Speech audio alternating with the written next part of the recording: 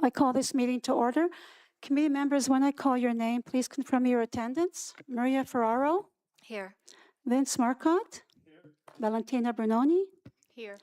Jim Boscario, Ryan Tufts, Planning Technician and Secretary Treasurer, Here. Christina Bursick, Manager of Planning and Development, Here. Curtis Bartlett, Manager of Engineering, Here. Linda Jean, Deputy Clerk, Here. and I'm your chair, Teresa Nicodemo. I'd like to begin by reading the land acknowledgement statement. We acknowledge that the ground on which we live is in the traditional territory of Caldwell First Nation of the Three Fires Confederacy and the original people of Point Pelee and Pelee Island and its surrounding lands and waters, and that of Huron-Wendat and Wyandot peoples. We recognize and respect the First Nations who are stewards of the lands and waters of Turtle Island and who have embraced this stewardship since time immemorial. We would also like to acknowledge the contributions of other nearby First Nation communities and all original people across Turtle Island. The appeal notice. As a result of provincial changes to the Planning Act, only the applicant and select agencies may appeal a decision of the committee or one or more of the conditions which were imposed. Third-party appeals of consent and/or minor variances, such as neighbors or abutting property owners, no longer allowed to be accepted by the OLT. All applications continue to be subject to a 20-day appeal period and a written request to receive a copy of the decision, and the fee for filing an appeal will be obtained from the Secretary Treasurer. Are there any disclosures of pecuniary interests? See none, so noted. The adoption of the minutes. I will read the resolution that the minutes of the meeting of the Committee of Adjustment dated March 18, 2026 be adopted as presented. Can I have a mover and a seconder? Moved by Maria, seconded by Valentina, and all in favor. And that's all 4 votes. Thank you, it's carried. Mr. Tufts, are there any requests for deferral or withdrawal of any application? None received. No, so noted. Thank you. The first application for consideration is B-04-2026, file number 4218. The owner is Windsor Land Homes at 1220 Lyons Avenue, a consent to create one new lot fronting on Lyons Avenue. Mr. Tufts to make a presentation on the application. Thank you. So before us, we have consent application B-04 to create one new lot fronting on Lyons Avenue for a semi-detached dwelling. The land is designated residential district in the town's official plan and is zoned residential 1. In the residential 1 zone, singles and semi-detached dwellings are a permitted use. The proposal before us either meets or exceeds the minimum requirements in the R1 zone. Next slide shows the site plan that was provided by the applicant showing the severed and the retained lands.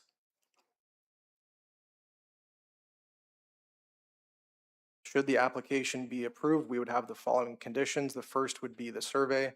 Second would be that all property taxes are paid. Third would be cash in lieu of parkland. Fourth would be a $750 contribution for street trees. Number 5 would be a contribution for sidewalks. 6 would be the right-of-way permit. So in the right-of-way permit would be their lot grading and servicing plans, financial securities, the installation of the services, flush clean of storm and sanitary, the as-built drawings, and then as always, they would have 2 years from today's meeting to fulfill the conditions. And I'm going to turn it over to Christina Bursick for some additional comments. Thank you, Ryan. Good evening, Chair and committee members.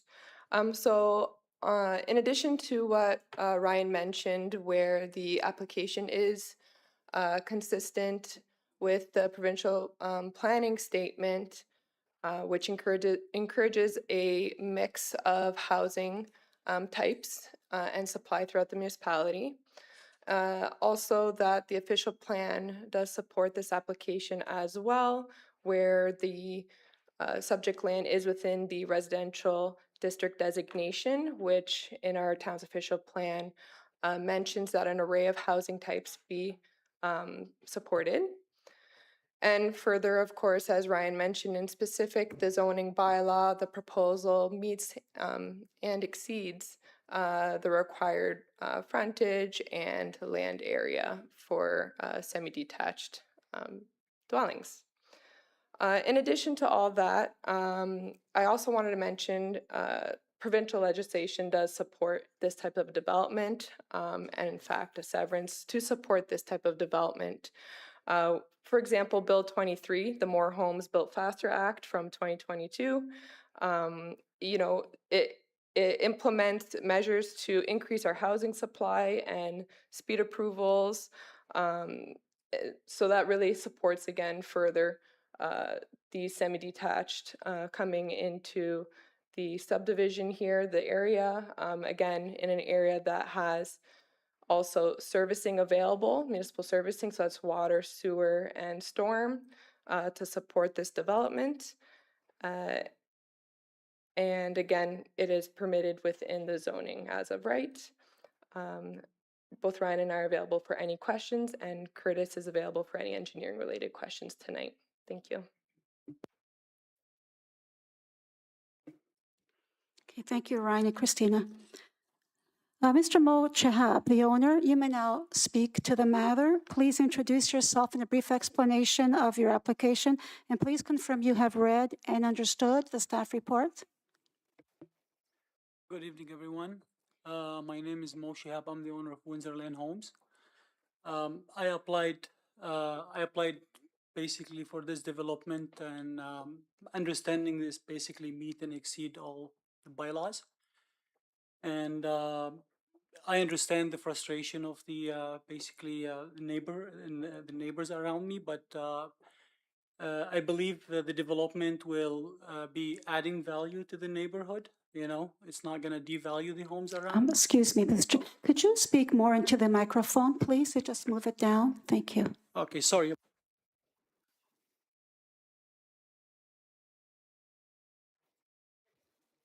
Okay, yeah, sorry about that. I'll repeat. Basically, I applied for this application because I believe it meets all the bylaws, and I believe also it will add value to the neighborhood. It's not gonna devalue the homes in the neighborhood. And it's as Windsor Lane Homes, I'm known for luxury home builder. I don't do just standard build. They're all high-end home building.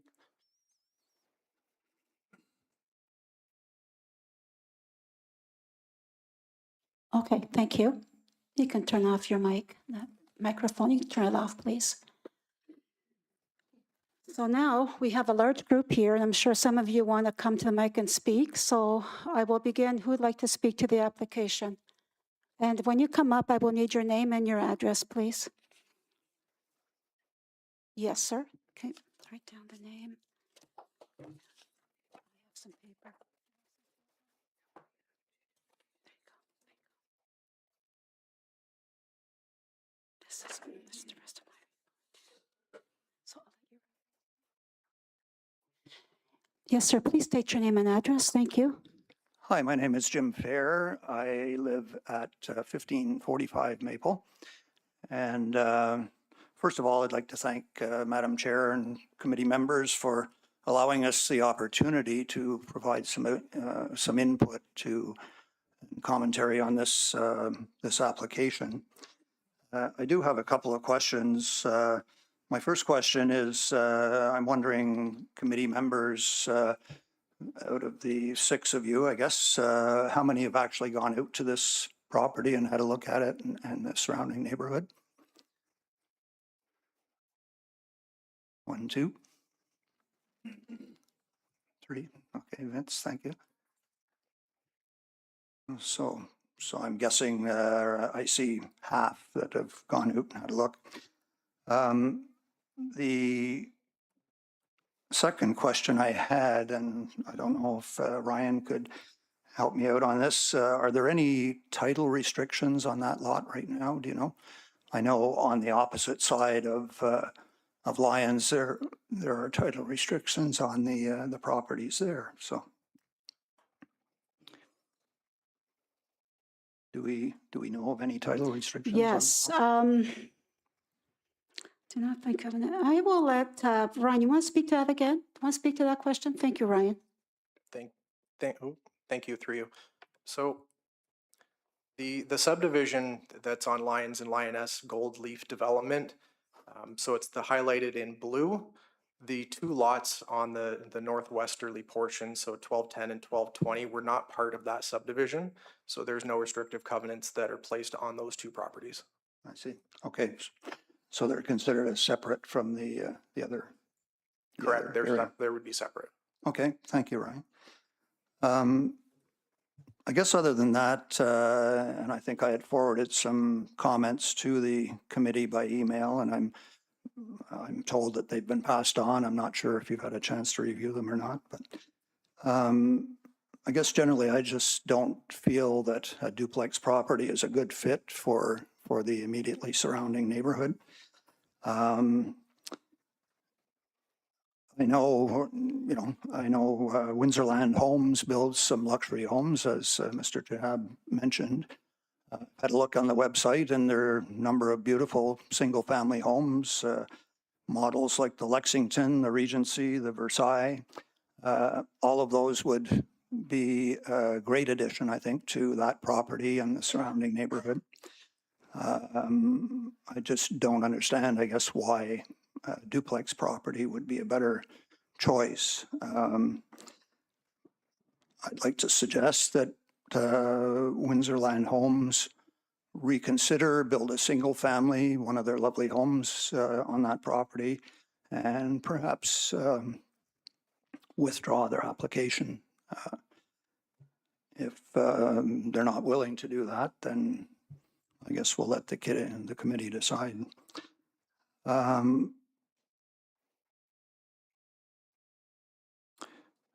Really, that's all I have to say. I mean, other than the comments I forwarded to the committee. I just don't feel it's a good fit for that neighborhood. We've lived in that neighborhood over 20 years now, and we've seen it develop with all kinds of homes, and they've all been lovely homes. And I just don't think it's a good fit for this lot. So, all right. Thank you very much. Thank you, Mr. Fair. And yes, we did all receive everyone's comments. We have reviewed them. And we do understand the frustration that it's an emotional, for everyone. We have driven down your street. It's a beautiful street, but like Ryan had suggested earlier, those two lots were not part of the subdivision, and Mr. Chahab is entitled under the bylaw to build a what's allowed mixed use is, under the bylaw, you're allowed mixed use homes, and he could put up a semi. And so if anyone else wants to speak, Yeah, please go ahead. I think Mr. Hong? Yeah, excuse me, Madam Yeah. Chair.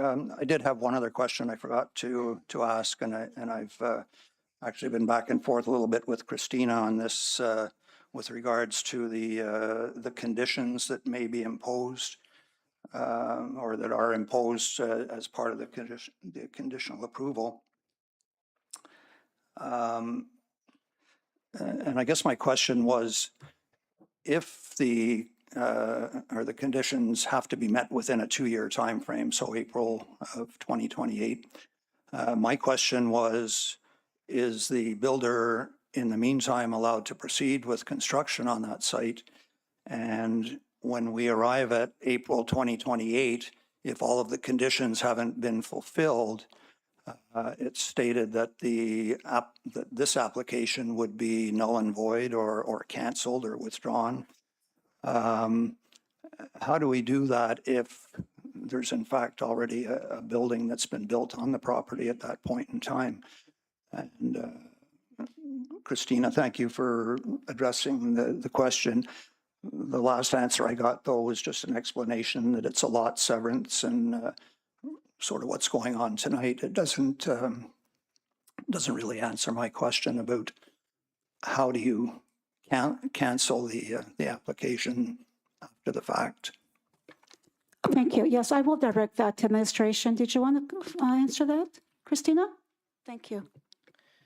Through you, Chair, I guess I'm not quite clear on canceling the application. I guess maybe I'll just further explain. So the applicant who's seated beside you this evening, they have 2 years to fulfill those conditions. Those conditions, they could be quick. They could complete them in a month's time. They could drag it out and take 2 years. To sever the lands, they do need to complete all those conditions. Generally speaking, the builder wants the severance to be completed prior to building because they want to move forward with having separate services, have an approval for separate driveways. I can see the builder next to you shaking his head yes, so it appears that that is their intention with the severance here tonight. So we're assuming that all the conditions will be met by the 2-year deadline. Through you, Madam Chair, I don't want to assume anything. I've seen plenty of severances not be completed in my time, and you know that time lapse. However, if that's the intention for the builder to fulfill them within the 2 years, I would say that they want to fulfill them within the 2 years. Okay.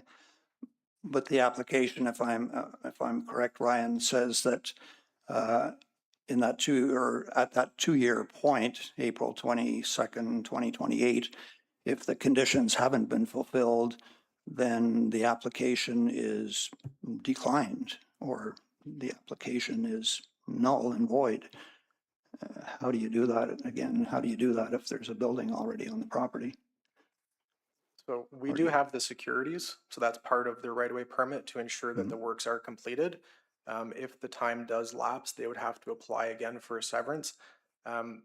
It should be noted though, if no servicing work is done and it is the one building, they would be permitted to have that. They would just have the one service connection and one driveway would be permitted. So they could still have this unit constructed without the severance. It just wouldn't have 2 driveways and 2 service connections. So there could be modifications done to it as well. So it could still be constructed again, no severance would be required, this unit could still be built with no approvals. Okay, well, thank you. I'm not sure I understand that fully, but I appreciate the response, so, okay. Thank you very much. Oh, thank you, Mr. Fair, thank you. Thank you, Mo. Is Ji Huang in the audience? Yeah, please come up and state your, we have your address, 1299 Lyons? 1295 lines. Okay, Yeah, I'm pretty Thank sure many people would like to speak, so I will try to be brief. 3 questions or comments. First, I see the map that this 2 lot or this specific lot is not belongs to the Lyons Avenue and it belongs to maybe Maple Avenue. Firstly, I'm not sure why is that. Probably there are some historical reasons. Second, even we consider this house or this lot is in the Maple region, I don't feel like that is a good fit for the Maple region as well because there is no semi-detached house over there as well, or neither. Third, I live in this area and I don't feel like this is a good fit for this area. I'm pretty sure many people over here would concur my opinion as well. Thank you all. okay, thank you. Thank you for your comments. Is Mr. Frank Philcox in the audience like to come up and speak and confirm your address is 1225 Lyons? Okay.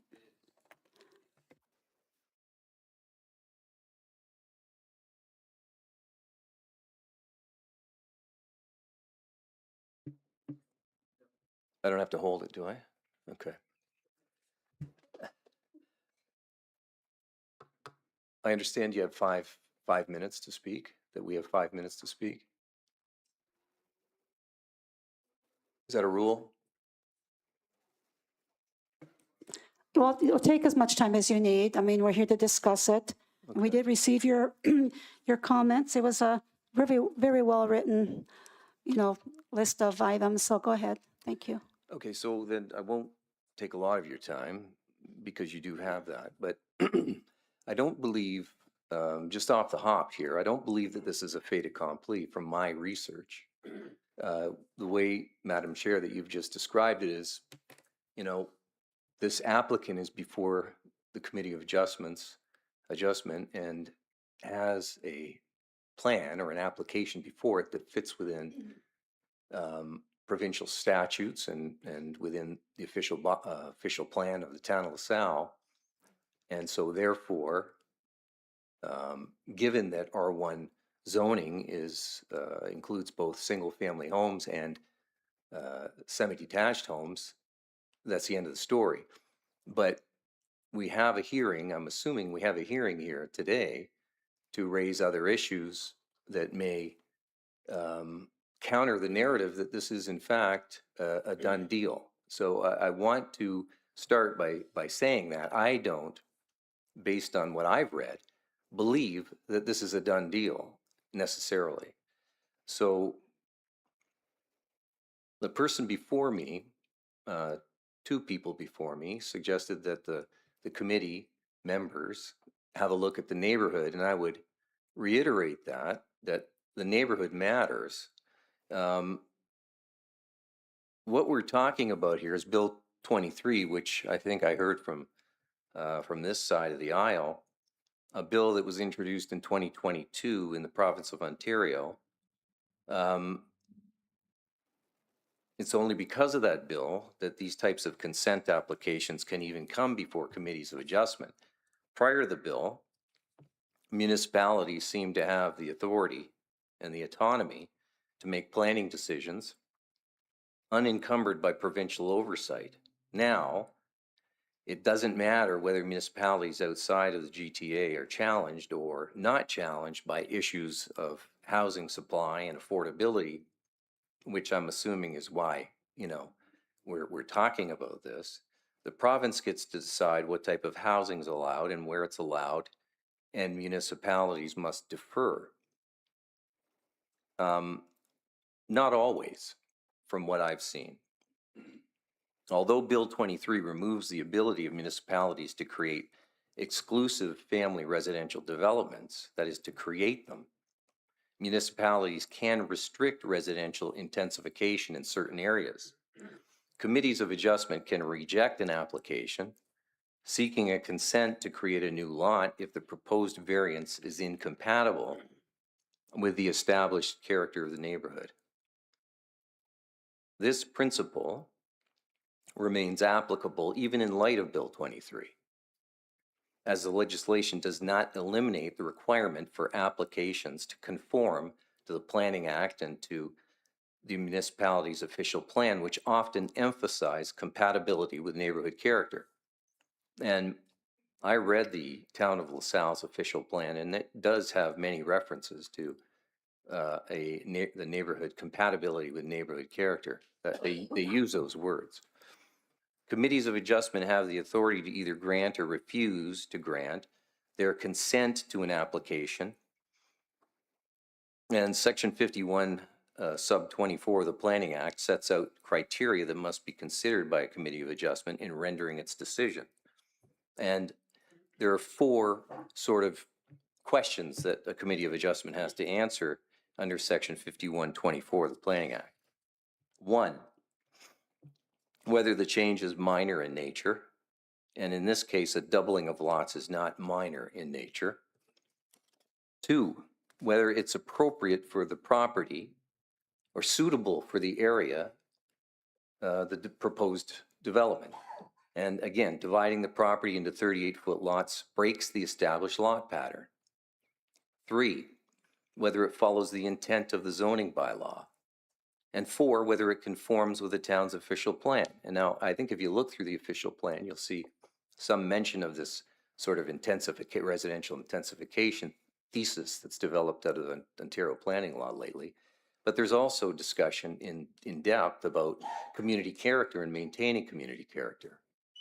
So my suggestion to the Committee of Adjustment is that this proposal does not meet these tests, and so it must be rejected.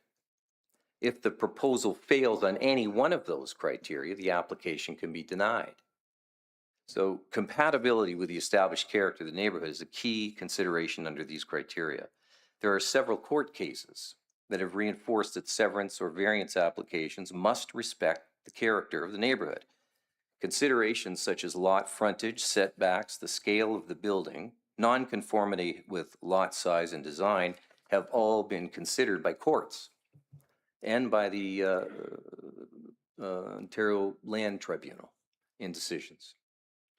If the proposal does not meet these criteria, the committee is justified in rejecting the application.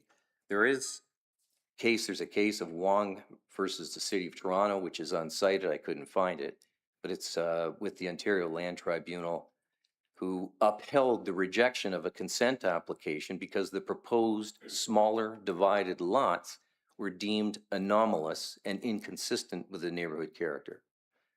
That's that case, and that postdates 2024, by the way.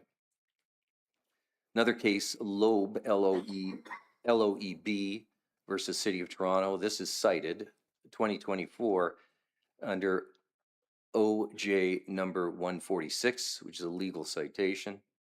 That part of that decision that came out of the court said that decisions by committees of adjustment must consider the established character of the area, even when intensification is a policy goal.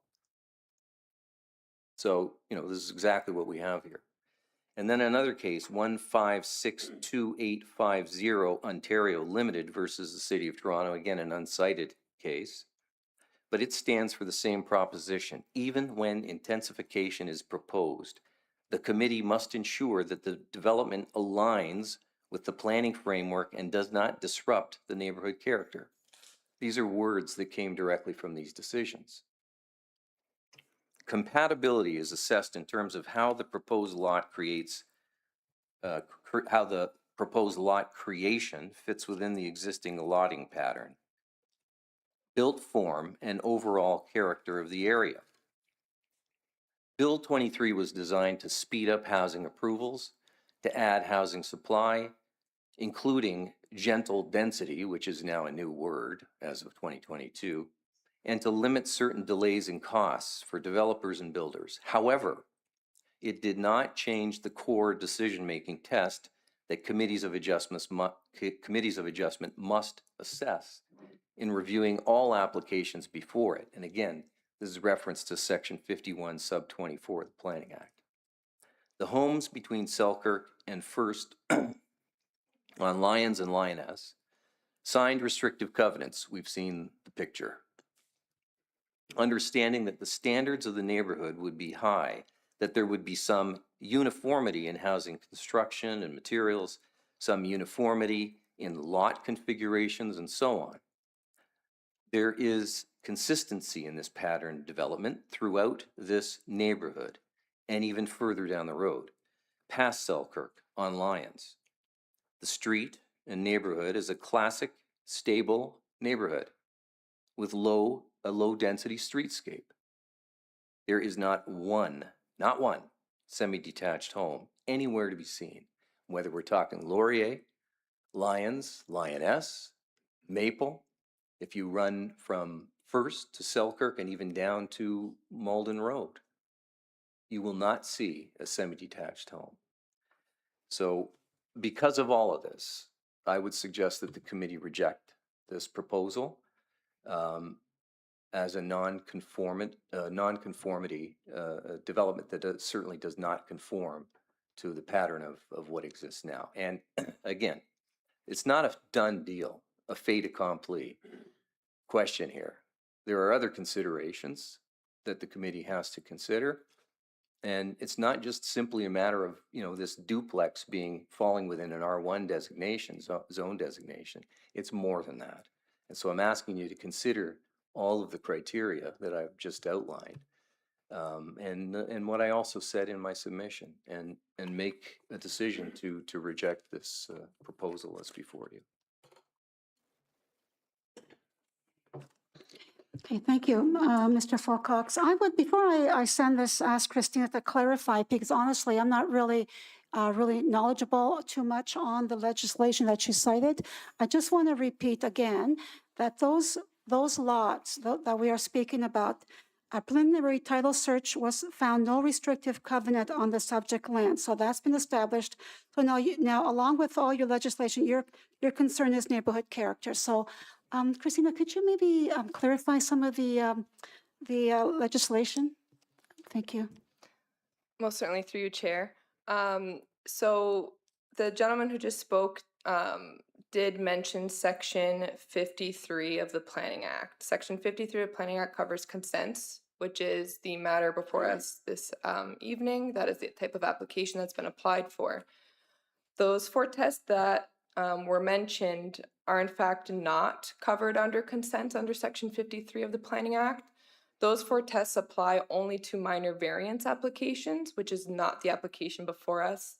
The application is not requesting any variance because it does meet all the requirements of the zoning bylaw. So, and again, no variance is being requested. So further, for consent, the matters that we look to for compliance and consistency, as I mentioned earlier, are the provincial planning statement, our official plan, and the zoning bylaw, to which the application it meets, it qualifies. I'm happy to clarify anything else that the chair or the committee may ask. Okay, thank you, Christina. First, I'll ask the audience if anyone else would like to speak to the application. Okay, well, with this gentleman, please state your name, and I'll have this other gentleman come next. And your address, please?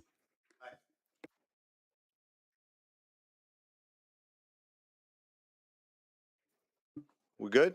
I'm Italian. You could have heard me probably very clear. Don't need a microphone.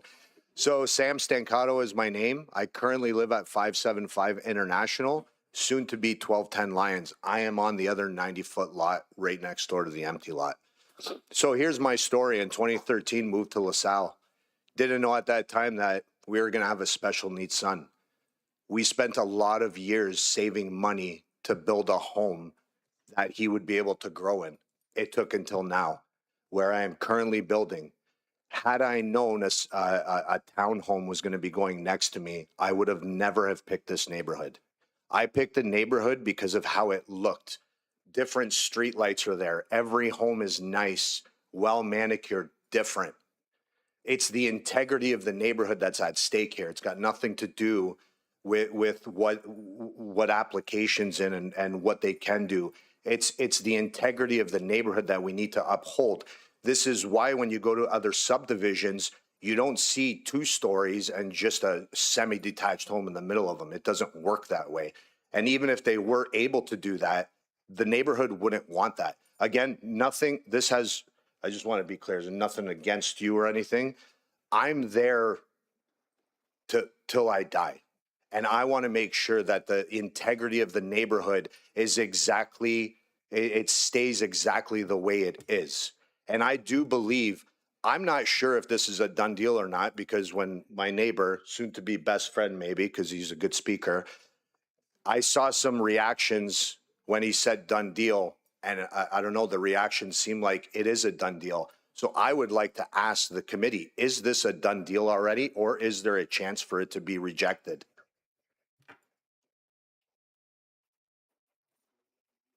Does committee want to answer that or respond to that? Anyone?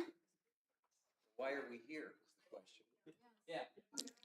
Well, what we do is we listen to all the delegates, and then we go to vote. We haven't gone to the vote yet. So this can be rejected through the committee.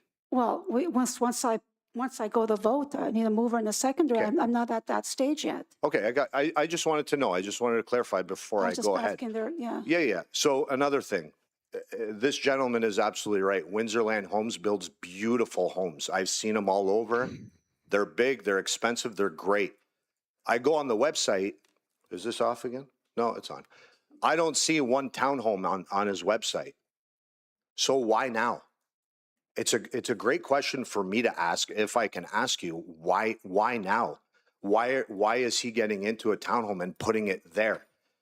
As you can tell, I am very worried about the integrity of the neighborhood. Again, it took me a long time, me and my family, to save up to move here. It cost a lot of money to buy that lot, which I did, and I'm building on it. I'm not building a gigantic house here, but I can promise you it's going to keep up with the integrity of the neighborhood, and that's the way I think it should stay. Thank you. Thank you for your comments and concerns. Yes. The next gentleman, please state your name and address.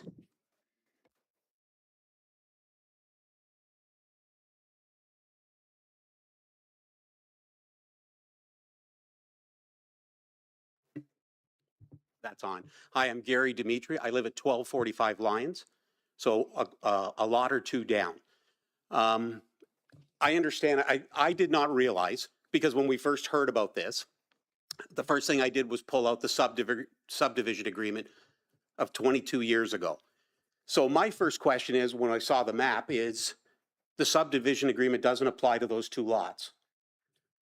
I feel like we were misled. Why would the city or the town or the developer set a subdivision agreement up pertaining to a street, the north side of Lyons, the south side of Lyons, I believe Lioness, yet restrict two lots?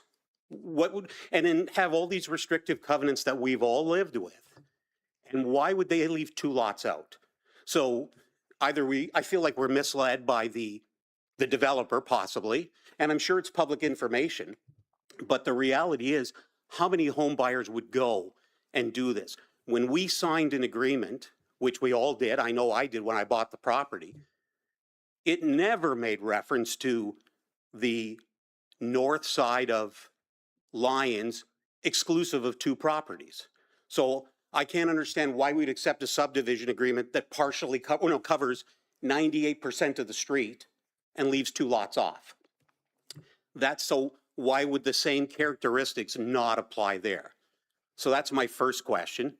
The second question is, I know when I built, because my wife and I, we purchased the property, we built our own house, dealt with the town, dealt with the inspectors. There are things like lot coverage ratios that we had to conform with, driveways being on a certain size. To my recollection, does this fit those lot restrictions, the size of these properties? Sorry, I'm looking to you guys because I don't know. If I recollect, and it may have changed, but the actual footprint of the house that I built could not occupy more than 35% of the square footage of the property. And these things appear to exceed that level.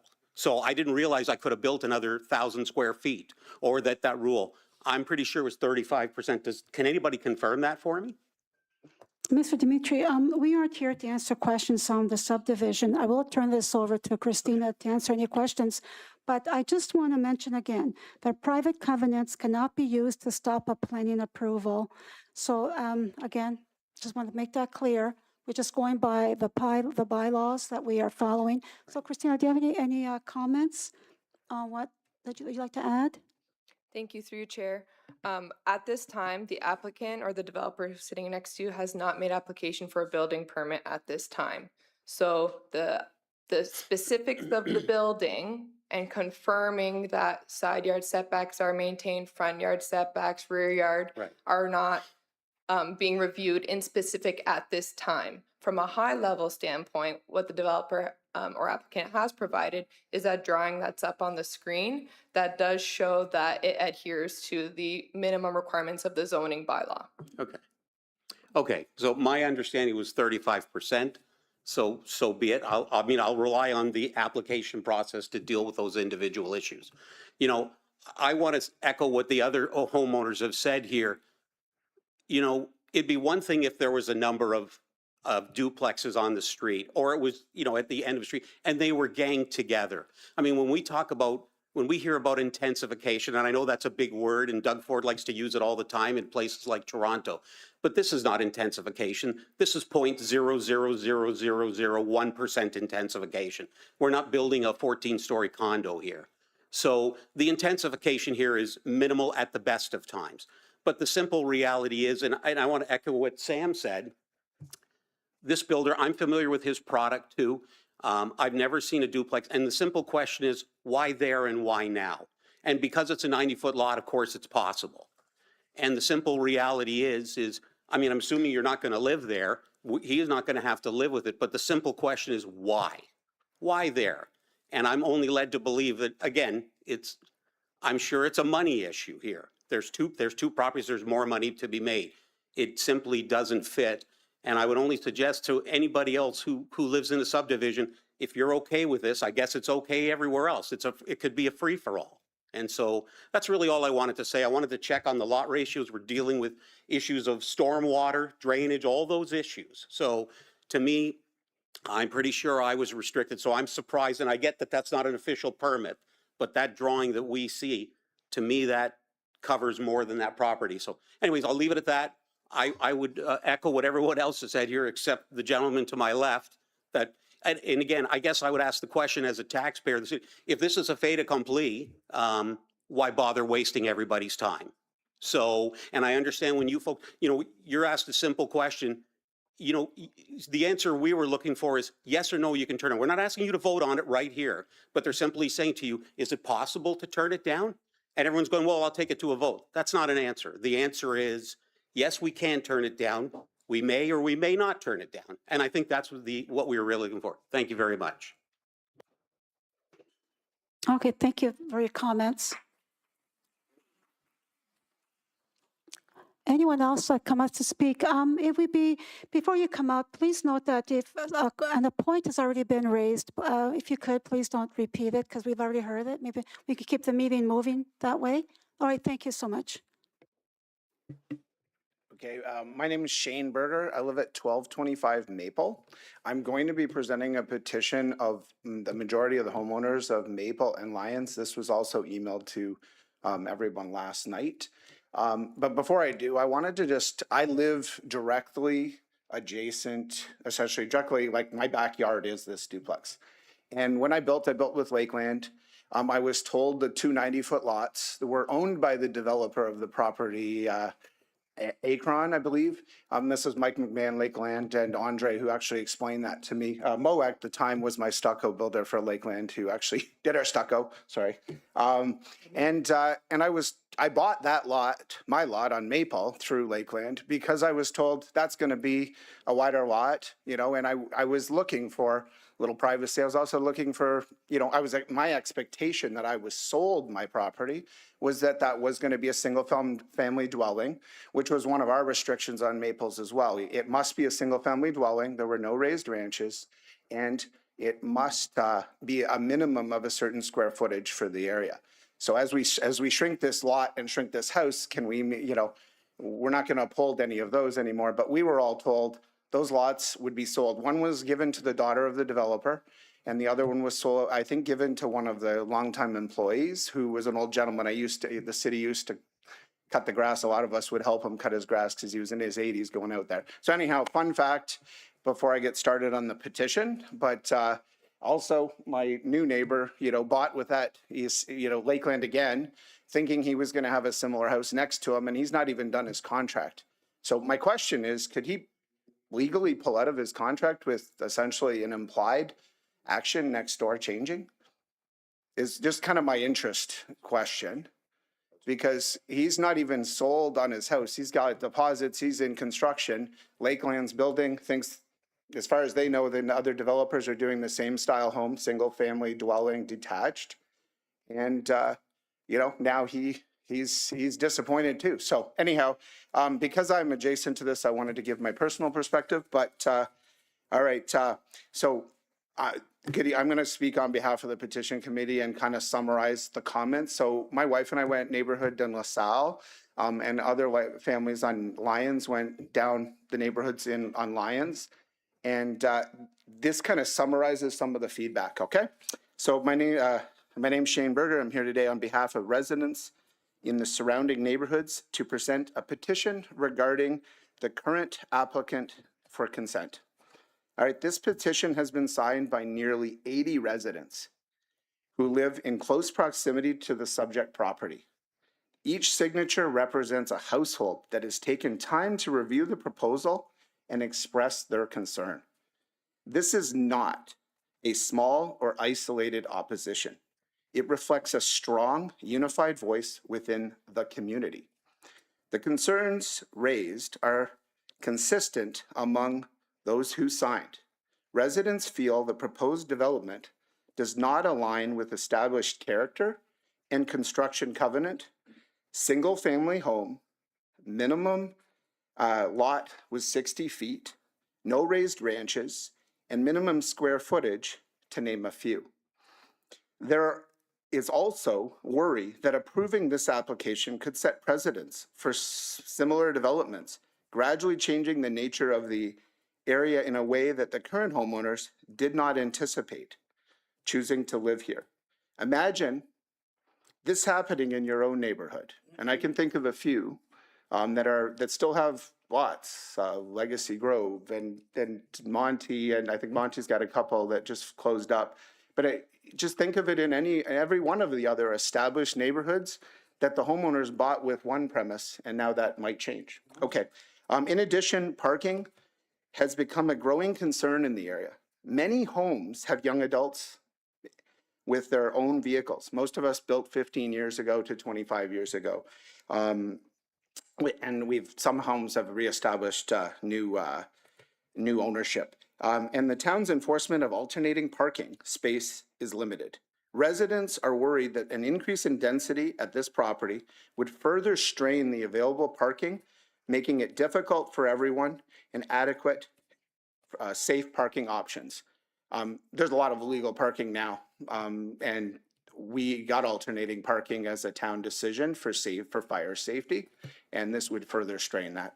While we understand that the province is encouraging the development of more housing, residents strongly feel that this particular proposal, one single lot, the last lot on this area, with an already established neighborhood, is not an appropriate location for that type of intensification.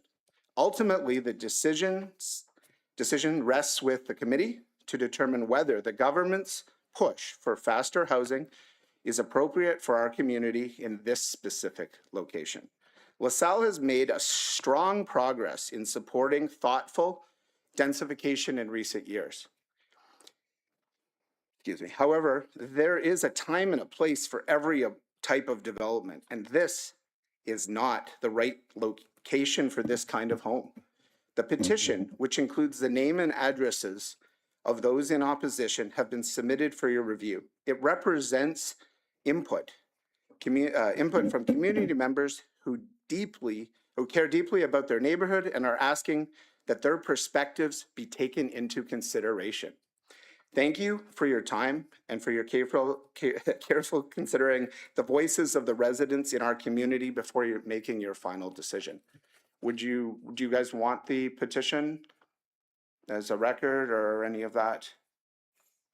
We have received it. Okay, We I have it. just Thank you very wanted to make much, sure. Mr. Berger. Thank you. Any questions for me? Thank you for your time.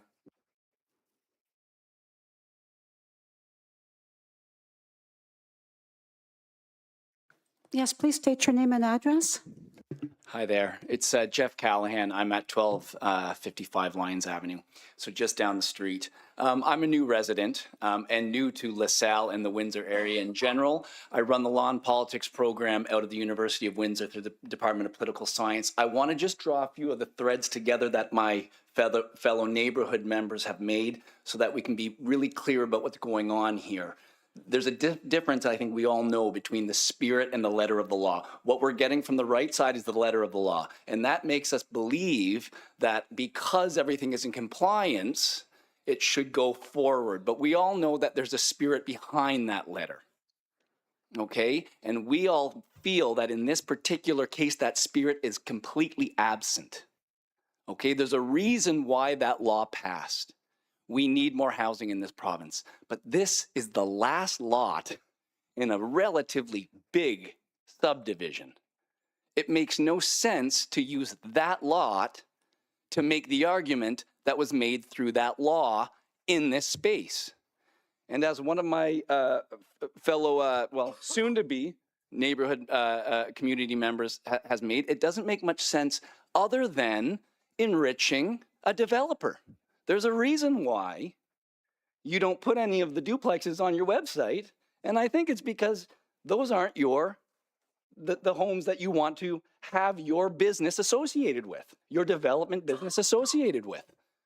And that's okay. There is no I want to avoid the NIMBYism claim here that's going on.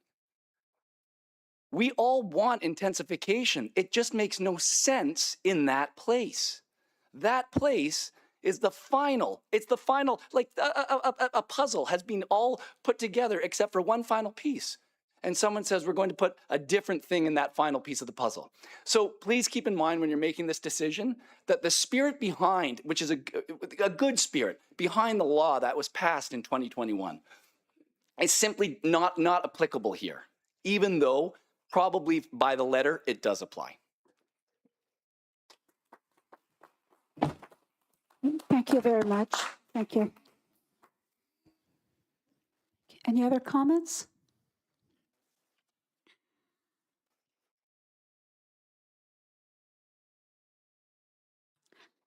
Does committee have any questions for Mr. Chahab? Or does committee have any questions for administration? We really appreciate all your comments. We understand your concerns, but now we have to go to a vote, and we'll see the outcome. Okay. Having heard any comments or concerns made by, oh, yes.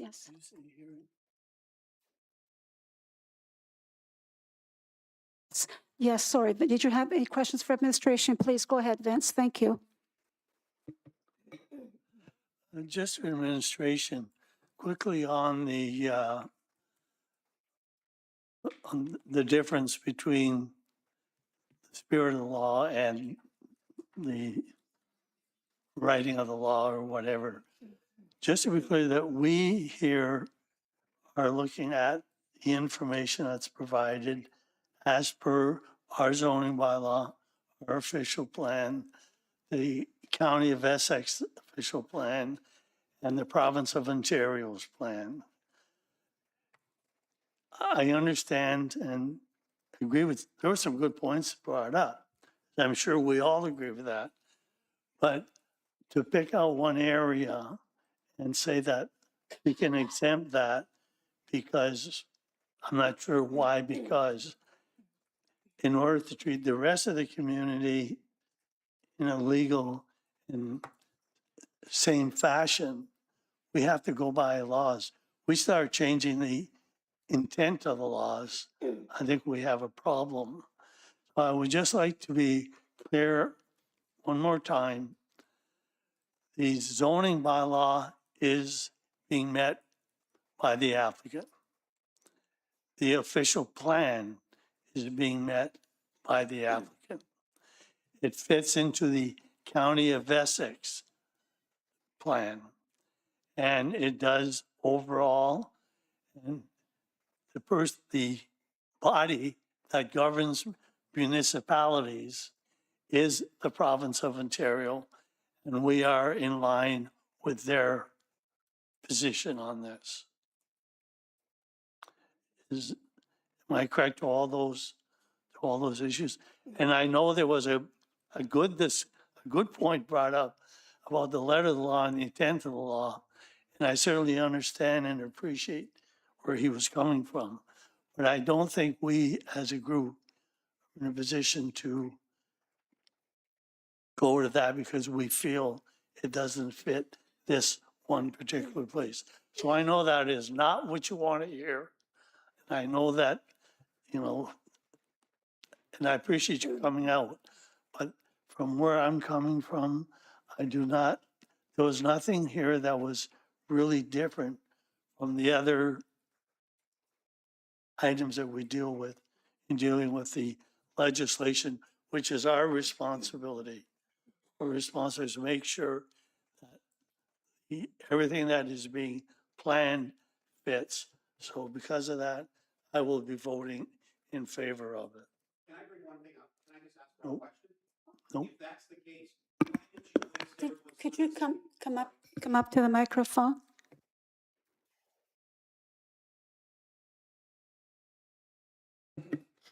So it's Gary Dimitri, 1245 Lyons. I think I got the same address. So my simple question is, Mr. Marcotte, great, I understand all that. Then why did you guys bother to do this? Like, what's the point? If it's in the box, you could have saved postage. You could have saved our time. We have friends from out of town, but we're here. Why bother doing this then? It fits in the box, so why bother? So that's my question to you, the town of LaSalle, to you folks. Why are we having this meeting then? It is procedure to let the neighbors know of what's going on. Yeah. 80 people don't have a voice. Okay, we can have Christina answer that. Can I speak? Yes. Okay, there's another avenue that you can oppose. When there was a new zoning bylaw that was draft form, that was the time you could come forward and say, no, I don't want this to be designated as residential one, which allowed all the different uses. Am I correct in saying that, administration?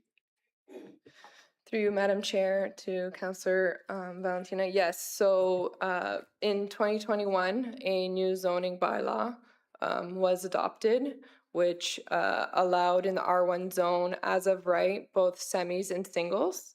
And that was introduced at that time. So public notice was provided at that time. Obviously, a council meeting and public planning meeting where individuals from the public would have had the ability to come up and speak and also even appeal that decision.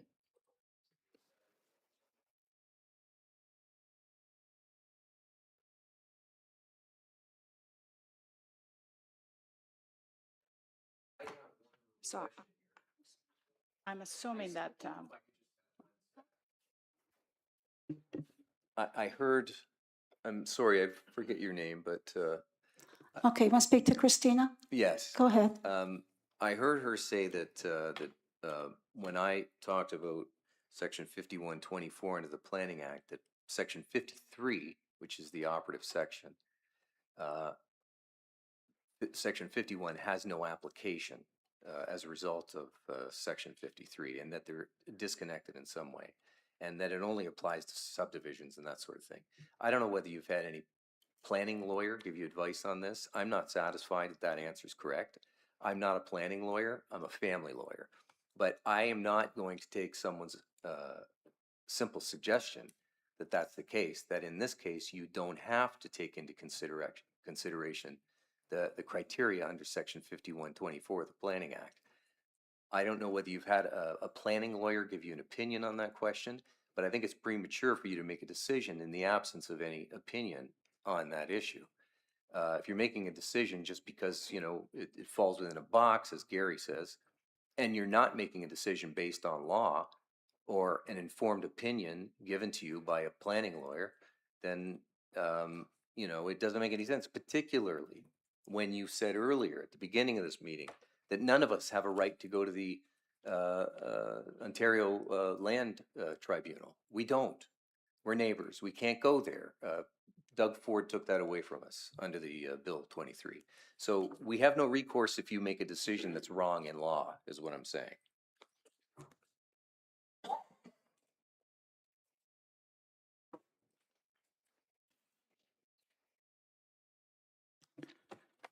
And I really appreciate everyone's comments, everyone being here. I understand how emotional this is for everyone, but now I have to put the motion on the floor. And to the committee. Oh, Maria, I'm sorry. Go ahead. Yes, excuse me. I understand that the proposal meets zoning and provincial policies. I also believe the concerns from the residents are valid, and I thank you all for coming today. I appreciate you coming and sharing your concerns. I think the concerns are valid, especially since it's a high-end area, mainly single detached homes on larger lots. But having said that, I also think that it's possible that a semi-detached dwelling can be designed to blend in with the neighborhood with the same look and feel as the existing homes. I think it's possible. It's possible. We don't know what the building's going to look like. We haven't seen the architect. So for that reason, I would be more comfortable with additional information from the builder, and I would support a deferral of this application.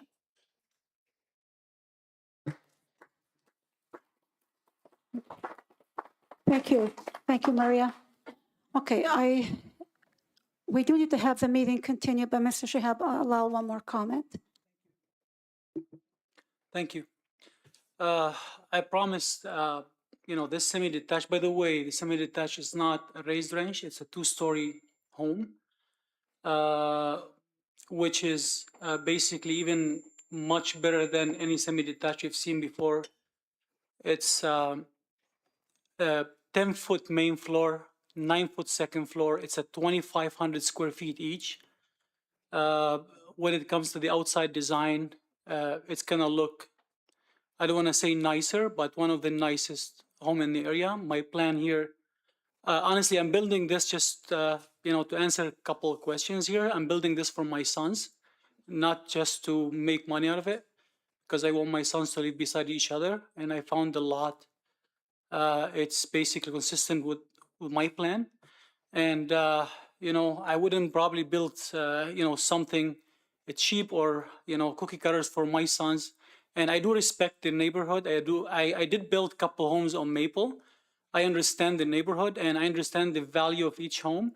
And my plan is, even if it's a semi, probably looks cheaper to you guys, but the value of each section is probably going to be a little bit more than other houses in the area. Thank you.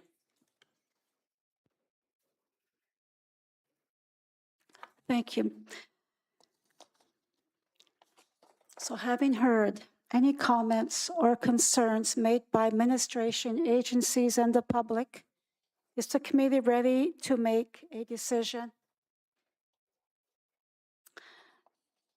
I will read the recommendation that whereas the consent is consistent with the general intent and purpose of the official plan and the implementing zoning bylaw as amended from time to time, and having heard all comments and concerns from the public, agencies, and town staff, be it therefore resolved the application B-04-2026, file number 4218, be approved. But I need a mover and a seconder. Moved by?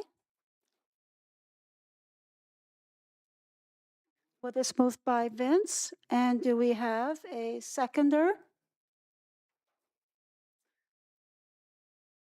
So you are going to second it? That's two. And all in favor? So Jim is in favor and Maria is, you are not in favor. So three are in favor. So it is carried. Okay. I would just want again, thank you everyone for coming, but the application has been approved. So I have a question here. Is that considered a vote? A vote is like a raising hand or not like sending a ticket? I didn't understand. I'm sorry. I didn't understand that question. My question is raising a hand considered a vote? That's their vote. So there Okay. was a mover and a seconder, Seconder. and the majority voted by raise of hands. That's correct. Okay, I question the procedure. That's our procedure bylaw. That is procedure. It's not under any other act. That's a procedure bylaw. There was a majority vote. There was a mover and a seconder and a majority vote. That is Robert's rules. That's the rules we follow, and that is a procedure bylaw.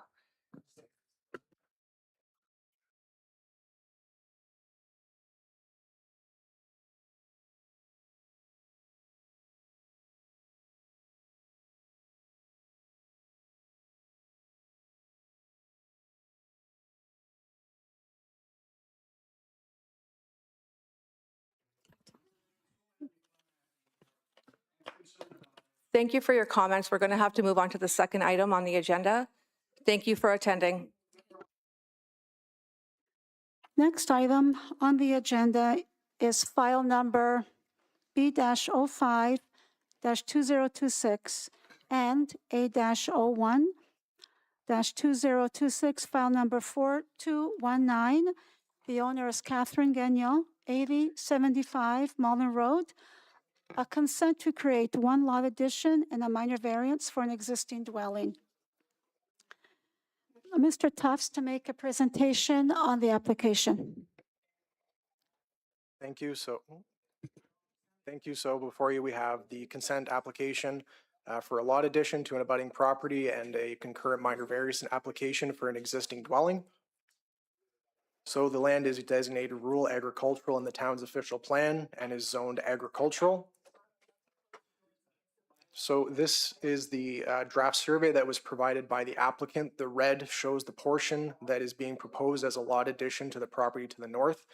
Currently, the applicant owns both properties, and the lot addition towards the rear will correct deficient interior side yard setback for an existing detached garage. The variance would be for the existing single detached home at 8075, which is the dwelling on the south. And the purpose of the jog in the proposed lot addition is to accommodate an existing stone wall or curb that was constructed by the current owner's late husband. So she would like to maintain that wall with the existing home at 8065. And so I just included a photo here that shows the curb that her husband had constructed that she would like to keep with her home. So should this application be approved, we would have the following conditions. This would be for the consent B-05. The first would be a survey. The second would be property taxes. Third would be that they provide an undertaking from their solicitor for the actual lot addition. Fourth would be a minor variance be obtained, which is the second item. Fifth would be a drainage assessment apportionment. Sixth would be that property taxes. Seventh would be 2 years, and then for the minor variance application that they provide a survey and that the consent application is approved. And we're available if you have any questions. Thank you. James Gagnon, the agent, you're already here. Good. You may now speak to the matter, and please introduce yourself with provide a brief explanation, and please confirm you have read and understood the staff report. I've read everything, I understand it, and I'm here on behalf of my mom, who's in the back. Basically, we had no idea the setbacks were off for the property till we started doing some paperwork, and we've realized we better change this. And my mom was kind of concerned about it because she's like, well, half my driveway could be gone if we ever sold our farm one day, because she's getting older in age and stuff, and so she's trying to take care of everything and basically do everything the proper way. That's about it. Thank you. Thank you. Anyone present or online who has a question for the applicant, want to speak to the application? And does the committee want to have any questions for the applicant or for administration? Yes, Maria. Will the land being added to 8065 Malden Road become rural residential, or would that remain agricultural?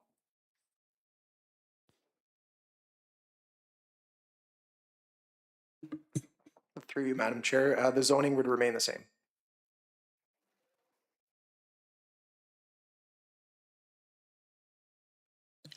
First, we will vote on the lot addition, and I will read the recommendation.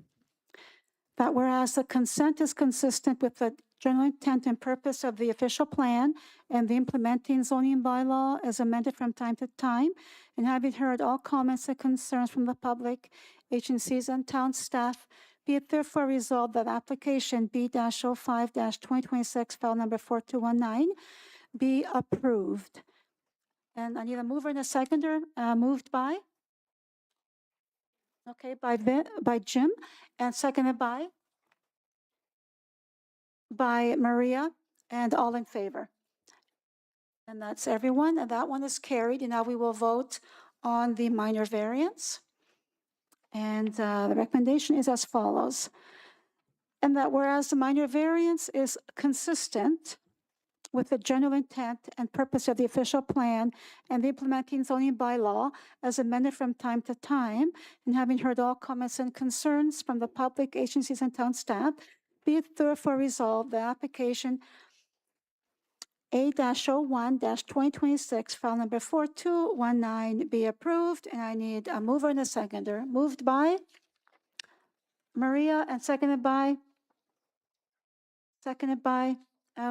Valentina. All in favor? And all 4 votes, and that is carried. So yeah, you're been approved. Thank you very much for coming in. Yep.